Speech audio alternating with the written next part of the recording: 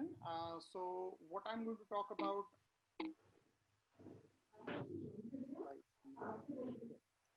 so our story begins with Dr. Terasaki, and what I'm going to talk about is the purpose of the immunological workup, and that's to do three things.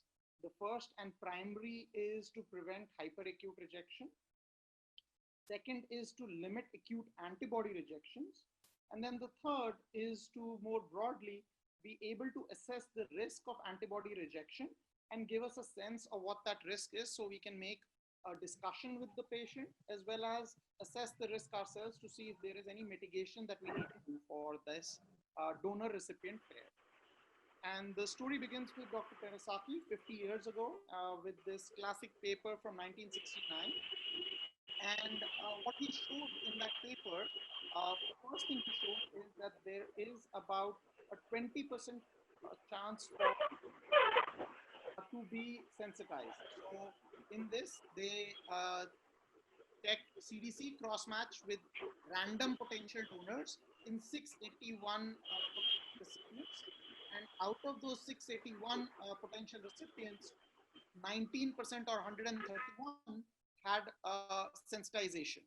So this is 50 years ago. So about 20% are sensitized. So what is the story right now? So if we look at our data of 241 recipients, 2% were sensitized. If you look at the US SRTR data, 25% of new waitlisted patients are sensitized. So even after 50 years, the sensitization rate for new patients is about the same, somewhere around 20%.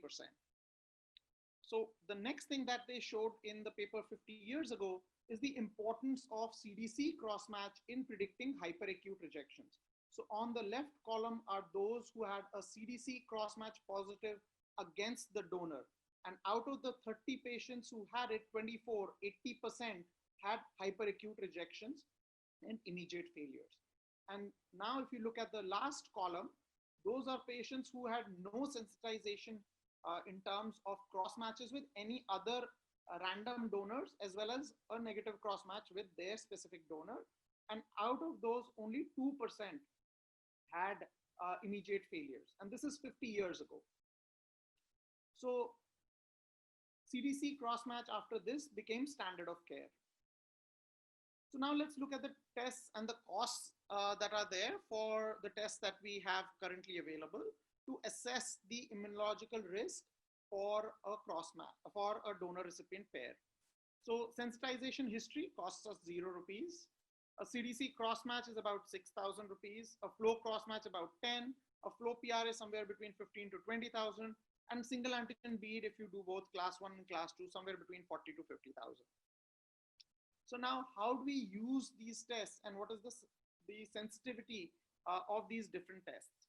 So if you look at the sensitivity on the left, where even the lowest level of antibodies are detected, is the Luminex single antigen bead, and then flow cytometry, and then you have the CDC with the modifications of the CDC that are there as well. So the CDC is the least sensitive test we have, but it is pretty specific if the CDC crossmatch is positive and it is due to HLA antibodies. The Luminex single antigen bead will pick up even low levels of antibody, but its clinical significance requires evaluation in the full context of the patient. So in terms of sensitization history, so we looked at the sensitization history as a predictor.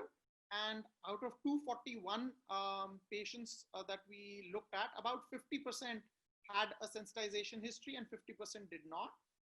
And it was a good predictor in that majority, all the CDC, as well as majority of your flow cross matches that were positive were in those who were sensitized. But it wasn't a perfect predictor because out of the 123 who had no sensitization history, about 5% had a flow cross-match positive and about 2% had a flow PRA positive. And so sensitization history by itself doesn't completely rule out the possibility of sensitization in the patient. And why is that? And this is a combination of two reasons. One is that the person may not remember his transfusion. So they may be forgotten transfusions. And the other possibility is naturally occurring HLA antibodies, which are due to cross reactivity to any other infection or vaccination or something like that. And this has been documented very well, especially in large series in blood donors. And they've found anywhere between 1 to 2% non-sensitized, no history, have HLA antibodies that are present. So then we looked at the different tests in these group. And so the first thing we looked at is all the patients who had a CDC cross-match, which was positive, which was 7. And their flow cross-match as well as flow PRAs as well as single antigen beads were positive. And we did not transplant them. Then let's look at the people who had a flow cross-match positive. And so we divided them into 3 groups. The top row is a flow cross-match positive with a single antigen bead positive as well as the flow PRA positive. And out of these, we did transplant 2 after desensitization, and they did not have any antibody rejections or any cellular rejections for that matter either. Then there is a group of patients whose flow PRA was negative, but their single antigen bead was positive. Out of these, 50% got desensitized and underwent transplants without any antibody rejections.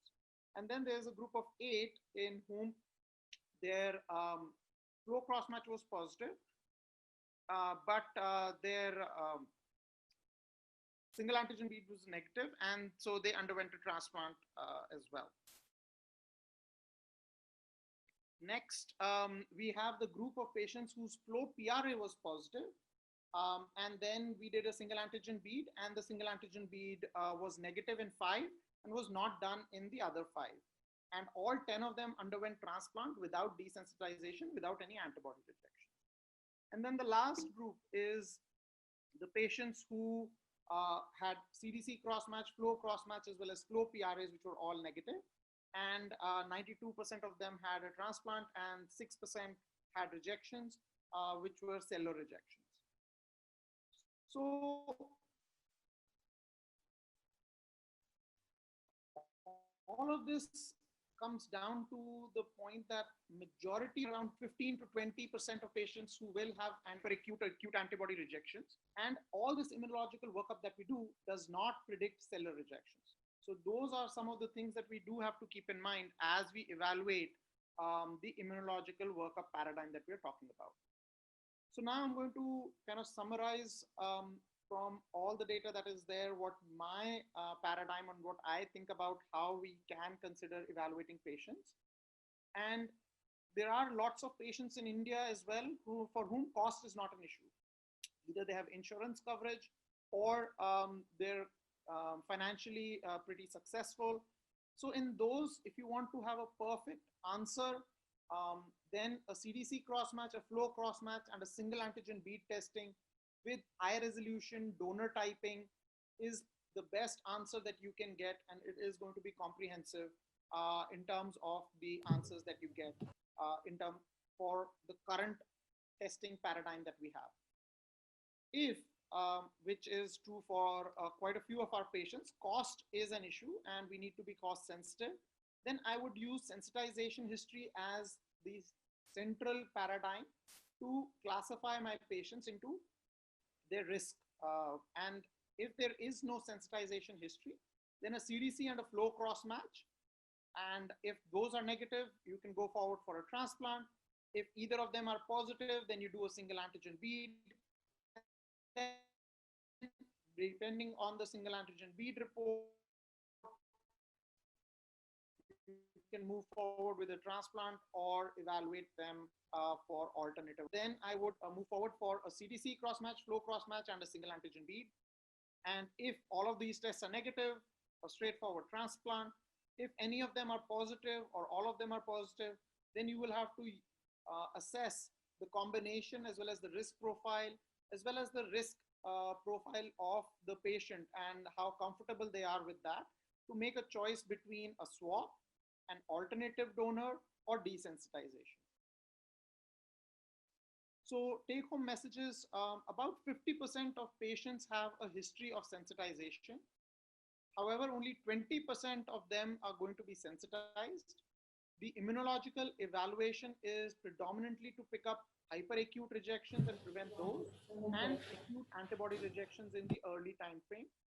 In my mind, a CDC cross match, flow cross match, and single antigen bead are going to be the gold standard, especially if you don't have a cost constraint. And combining it with sensitization history can help design a content algorithm.